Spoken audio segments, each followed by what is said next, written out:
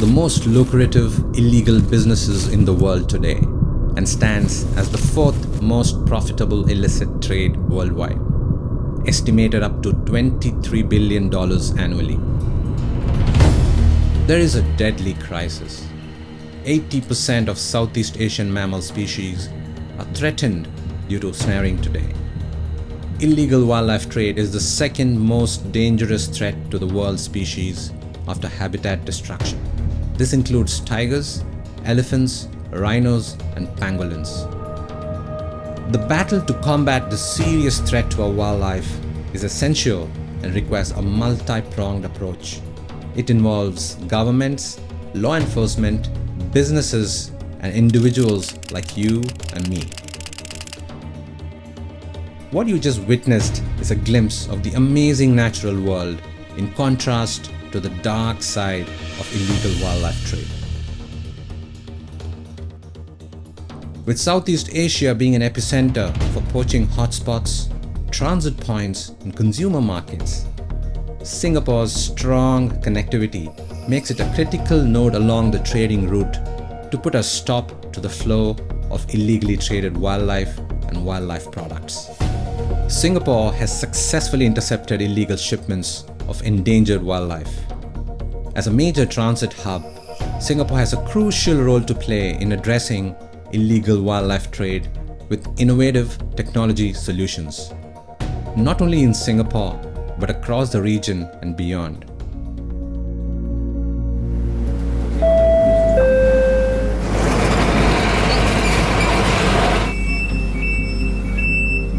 ICA had successfully detected cases of pangolin and ivory smuggling in containers, where both items are prohibited under CITES. On 3rd April 2019, the National Parks Board, Singapore Customs and ICA inspected a 40-footer container which was en route from Nigeria to Vietnam with declared frozen beef. 12.9 tons of pangolin scales and 177 kilograms of cut up and carved elephant ivory were uncovered instead. We had some intel on pangolin scales and elephant tusks that was coming through. So we seized these containers and we managed to send some of this information to our counterparts in China, and a few people were arrested there. NParks and Singapore Customs are the controlling agencies we work closely with to curb illegal wildlife trading. ICA has regular meetings with them to discuss the modus operandi used by the smugglers in case detections. These trade skills will then be shared with ICA image analysts and cargo officers so that they can keep a lookout for similar methods of smuggling. There are several reasons behind the demand for illegal wildlife trade, ranging from medicinal value of wildlife products to status symbol. Another key reason behind this is high profits for trade in rare species that is driving many endangered species to the edge of extinction. Illegal wildlife trade drives destruction of natural resources that we all depend on. Illegal wildlife trade drives deforestation, which brings wildlife species closer to humans, and that increases the chances of animal viruses coming in contact with humans, and COVID-19 is one example. Singapore being a transit hub, it has a huge potential to develop solutions, technology solutions, and innovative approaches that can help addressing illegal wildlife trade, not just in Singapore, but in the region and probably across the globe. We also have the Center for Wildlife Forensics. This is a new lab that we set up in 2020, and what we are doing is wherever products that we have, for example, our elephant ivory or pangolin scales, we use DNA-based technology to understand where these specimens come from. We've been quite successful in understanding where some of our elephant tusks actually originated from, in which country in Africa.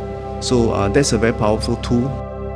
The Center for Wildlife Forensics was set up to provide forensic scientific support for research and for enforcement efforts. Innovative technology is extremely important in our work. what we're looking for is to enable both the field teams and the lab teams to come up with as rapid a diagnosis as possible. So an example of this involves our recent development of an app. NParks, together with Microsoft and Conservation International, developed an app called the Fin Finder, specifically to look at images of fins from sharks and rays. So what the field team will do is they will take pictures of these fins and they will be analyzed by an AI or artificial intelligence platform and compared to a database of around 15,000 pictures. So this speeds up enormously the time taken for the field officer to make a very quick decision. ICA is scaling up our screening capacity and capability. We also increasingly utilize data analytics and artificial intelligence for more targeted risk profiling of cargoes to clamp down on smuggling attempts. For the laboratory side of the house, we have an ongoing collaboration with Professor Sam Wasser at the University of Washington in the United States. And we're working with him to look at establishing a database for the different types and species of pangolins. No such database exists now. So having this database will allow us to work out the provenance or the origin of where these wildlife products associated with pangolins have originated. And this is critical in the enforcement efforts that need to be taken. So we are very glad to contribute to that global effort in the fight against illegal wildlife trade. We are the CITES managing agency for the country, and CITES is the Convention of International Trade in Endangered Species of Wild Fauna and Flora. So we do enforce and regulate any trade in wildlife is legal, and we do enforce against illegal wildlife trade. We are also the board members of the Wildlife Crime Working Group hosted by Interpol.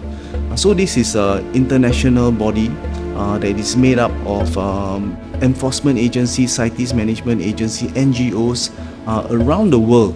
And it's very important that we share good practices. And not only that, right, we also share information on our wildlife seizures as well. During the COVID period, we had online webinars, and one of the target audiences was the shipping companies and logistic companies. And this was very important to make them aware that sometimes this illegal wildlife trade can be going through shipping lines and cargoes as well. So this allowed these logistic companies to be more aware and put check and balances in place. So there's one program called the Cyber Spotters program that started by WWF. It's an excellent program to do cyber spotting, and this allows us to see what is the trade online, because that globally is also a growing marketplace as well. So we're glad to involve the youth as well in this monitoring of these marketplaces. I think the answer is in the next generation. So we should be targeting the youths, educating them on the ills of the illegal wildlife trade. In their future, they may not see majestic species like the elephants or the tigers, So by curbing this illegal wildlife trade, we make sure that the future generations can get to enjoy this type of beautiful wildlife and nature. We recently amended our Endangered Species Act to raise the penalties, to raise the fines as well as the jail terms. This is very important because it not only says that Singapore is very serious about the fight against illegal wildlife trade, we also want to share our expertise. We want to make sure that wildlife remains free, and they can survive, and they are not doomed to extinction. Illegal wildlife trade is a multi-dimensional problem. It can only be addressed if we all work together. There are many of us around the globe fighting the trade, both on the ground and behind the scenes, with a lot of conviction and desire to protect the natural world for our future generations. And it's an emotional roller coaster. All of us in the team for CWF will recall the July 2019 seizure, which was, it involved both raw ivory, mainly, some carp and pangolins. At the point of time when we had discovered it, based on the intelligence, and we were unpacking the articles from the containers, there was a lot of excitement because of the intervention. But then as we started to lay out all the ivory and the scales, and they just kept coming out of the container, you could sense that the energy in the room started to go down, and to a point that it became dead silent. And you could see that people were visually very upset, because it then dawned on us how many animals had died, and with that, then that we were looking, and there was all this sense of death in the room. And people had to leave the room to deal with their emotion. And I think that stayed with us for a very long time. And those of us that were present, even though that happened a couple of years ago, I think we carry that memory very sharply with us. And so that's why this links back to the work that we do. And we know that we're here to fight the good fight. In order to combat wildlife crime, we will need strong collective actions from all stakeholders to stop poaching, stop trafficking, and to stop the demand. We are all in this together. Let's continue to fight the good fight.